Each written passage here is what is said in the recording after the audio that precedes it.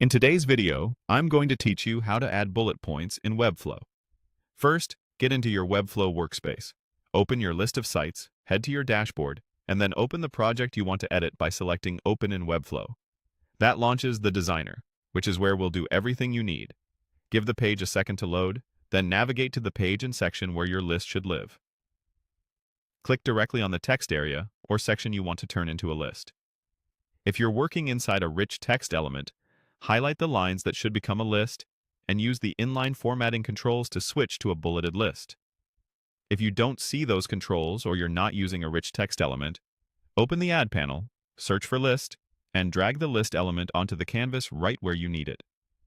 You'll see your first bullet item ready to type. Type your first list item, press Enter to create the next bullet, and keep going until your content is in place.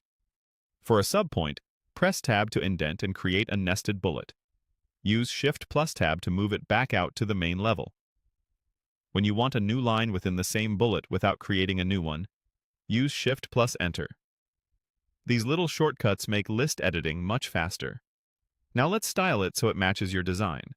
Select the list on the canvas, and in the right side panel create a class so your styling is reusable across the site. Under Typography, confirm the list. Type is set to bulleted if you want dots, or switch to numbered if you prefer an ordered list. Adjust font, size, weight, and line height to match nearby text so the list feels integrated. Fine-tune spacing for readability. Increase or decrease the left padding on the list to nudge bullets inward or outward. If the items feel cramped, add a small bottom margin to the list item so there's comfortable space between bullets. Because bullet color follows your text color, set the text color to align with your brand. If the bullets look slightly misaligned compared to other elements, tweak line height or padding until they sit neatly.